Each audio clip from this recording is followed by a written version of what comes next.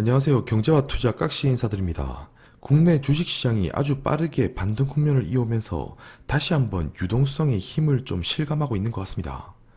그런데 이런 빠른 주식시장의 회복에 많은 갖가지 이유들이야 많겠지만 그 중에서도 하나로 거론되는 것이 공매도 금지고요. 그래서 공매도 금지가 시행된 것이 어쩌면 주식시장의 이런 회복의 빠른 동력의 원인 중 하나로 이게 거론이 되는데요. 그렇다면 단순히 우리는 이렇게 생각해 볼 수가 있겠죠. 다시 공매도가 시행이 된다면 다시 시장에 또 충격을 주는 걸까? 오늘은 커뮤니티 게시판에 한 구독자 형님이 질문을 해줬는데 공매도가 재시행이 되면 주가에 충격을 주지 않냐?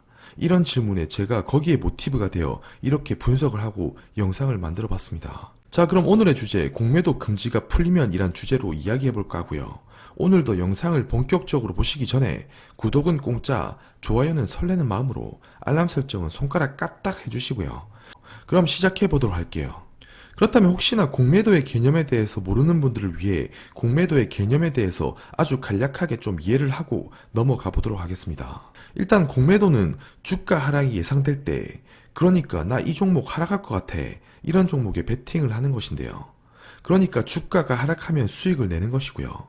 그런데 이런 공매도는 주가 하락이 예상될 때 실제로 소유하지 않은 주식을 매도부터 해버리고 다시 매도한 가격보다 낮은 가격에 매수를 해서 차익을 얻는 거래를 의미하게 됩니다. 그래서 만약에 이 한 주에 1,000원짜리 이런 주식이 있는데 이 주식이 앞으로 내려갈 것 같아. 그래서 만약에 이 주식이 이렇게 내려가서 900원이 되었다면 이 공매도를 한다는 의미는 1,000원에 이 매도를 해서 이 900원에 매수를 해가지고 이 약 100원가량의 이런 차익을 남기는 거래를 의미하게 되고요. 그래서 사실상 대부분의 증권시장에서 이런 공매도는 허용이 되어 있고요. 그런데 계속적으로 좀 논란이 되고 불공평한 게임이라고 불리는 게 기관과 외국인이 이 공매도에 약간 그 주체가 되면서 이 개인은 반면에 이 공매도와 이 접근성이 매우 떨어진다는 점에서 항상 약간 논란의 여지가 되곤 합니다. 아무튼 이렇게 내려갈 때 베팅하는 것을 의미하며 그래서 실제로 주가가 하락을 했을 때 차익을 얻는 거래를 의미하게 돼요. 일단 근본 코로나 사태를 계기로 금융위원회는 증시 안정의 조치의 일환으로 3월 16일부터 6개월간 전체 상장 종목에 대해 일제히 공매도를 금지하게 되고요. 코로나로 인해서 이렇게 경제가 변동성을 확대시키던 국면에 하락에 베팅을 하는 공매도의 비중이 급격하게 이때 늘어나게 되고요. 그래서 3월 16일 날 공매도 금지를 시행하게 되는데 그 이후에는 이때 공매도 금지를 시행했음에도 불구하고 이때 하나, 둘, 셋 이렇게 3번가량 크게 하락 곡선을 그리게 되고요. 그리고 그 이후 연준의 무제한 양적 완화 바람과 잇따른 연준의 공격적인 부양 정책으로 미국 증시의 안정화와 함께 코스피도 안정세를 그리고 본격적으로 우상향하는 흐름을 보여주었습니다. 그리고 어느덧 코스피는 2100선을 넘어서 움직이고 있고 코로나 이전으로 복귀한 모습을 보여주고 있는데요. 그럼 여기서 궁금한 점이 있죠. 주가의 이런 회복 모멘텀에는 단연 이런 공매도가 한몫을 해주었다고 볼 수가 있을 것 같은데, 그럼 여기서 궁금한 점이 하나 있죠. 주가의 이런 회복 모멘텀에는 단연 이런 공매도 금지가 시행된 것이 좀 한몫을 해주었다고 볼 수 있을 것 같은데, 공매도가 다시금 앞으로 재개가 된다면 주가도 이렇게 충격을 받게 되는 걸까요? 그래서 뒷장에서 과거의 공매도 시기에는 주가 흐름이 어땠는지 한번 살펴보기로 할게요.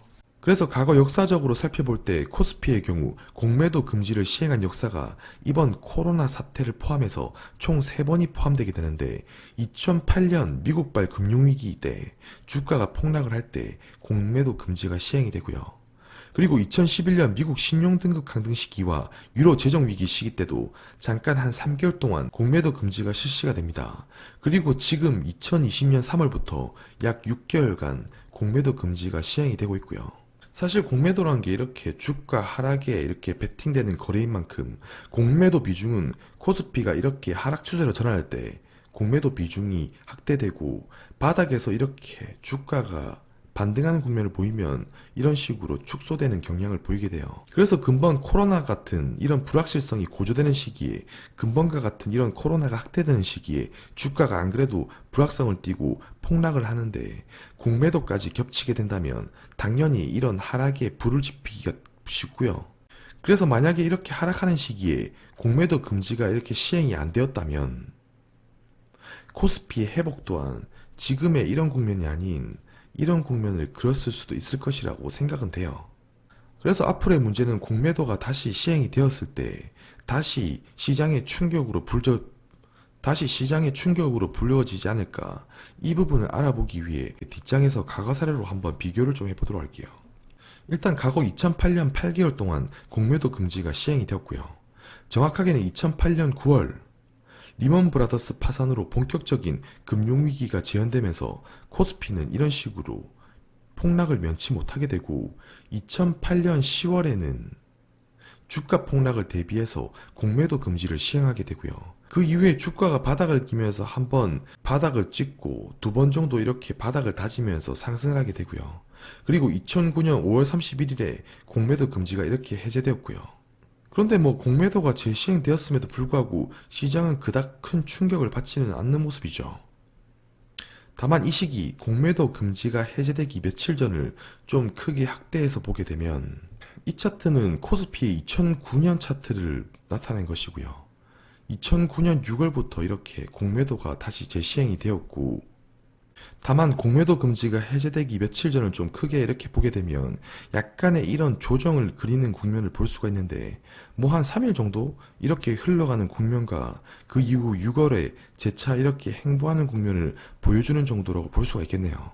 아무튼 이런 차트만 놓고 보면 오히려 과거 이런 7월부터는 본격적으로 우상향되는 흐름을 보여주고 있고요. 그래서 이런 걸 보면 공매도를 재시행했다고 해서 이런 게 중요한 게 아니라 경기 회복이 앞으로 어떻게 그려졌는지, 그리고 이때도 양적 완화 이후에 회복의 속도가 얼마나 빨리 나타나는지, 그래서 이런 경제의 실장, 이런 펀더멘탈이 중요한 것이지 공매도를 하고 안 하고는 크게 중요하진 않는 것 같습니다. 그럼 뒷장에서 2011년 시기에는 어땠는지 한번 비교를 다시 해볼게요. 2011년 역시도 미국의 신용등급 강등과 유로의 재정위기로 인한 세계 불확실성으로 인해 주가가 보시다시피 이런 식으로 다이빙하는 모습을 보여주고 있고요. 2200에서 1750 수준까지 아주 급하게 다이빙하는 모습을 볼 수 있는데, 이 시기에 2011년 8월 10일부터 2011년 11월 9일까지 공매도를 금지하게 되고요. 역시나 불확실성의 구간에서 주가는 지지부진한 흐름을, 그리고 행보하는 흐름을 지속 이어가고 있고요. 그리고 공매도 금지가 해제가 된 이후에 역시나 재차 조정하는 흐름을 이렇게 보여주곤 있지만 주가는 향후에 재차 회복하는 흐름을 또 보여주고 있습니다. 그래서 이번에도 공매도를 시행하고 안 하고는 사실상 시장에는 큰 영향을 끼치지는 못하는 듯 보이고요. 그래서 공매도를 하고 안 하고가 사실상 시장의 흐름과 이 추세를 훼손시키는 재료가 되지는 못하는 법이고요. 그래서 앞으로 9월에 공매도를 다시 시행한다고 이렇게 예상이 되고 있는데, 앞으로 9월쯤에 경제가 이 펀더멘탈이 중요한 법이지 공매도가 재시행된다고 해서 시장은 역사적으로 볼 때 충격을 먹은 적이 일단은 없다는 점이고요. 그래서 공매도가 재시행된다고 해서 전혀 쫄 필요가 없다고 보입니다. 그리고 이미 역사적으로 수많은 데이터를 확인해 보진 않았지만 과거 시기와 비교를 해서 보게 되면 공매도가 재시행된다고 한들 시장이 충격을 먹은 적은 없다는 점이에요. 그래서 경제의 흐름을 볼 때에도 실제로 중요한 키팩터가 무엇인지를 선별해낼 줄 알아야 하는 것이라 생각되고, 저 깍시가 그리는 이런 중기적인 미래 속에서 이런 공매도와 같은 이슈는 그냥 일개 자본 노이즈에 지나지 않는다고 생각이 듭니다. 그래서 이런 공매도 금지 해제 시점에 조정이 온다면 당연히 또 땡큐가 되고요. 그래서 이런 국면은 재차 매수의 기회가 된다고 생각을 합니다. 어제 한 구독자 형님의 질문을 배경으로 모티브에서 주제를 이렇게 좀 정해봤고요. 오늘 영상도 나름 유익하셨다면 구독, 좋아요, 알림 설정 3종 세트 잊지 마시고 또 다음 시간에서 뵙도록 할게요. 감사합니다.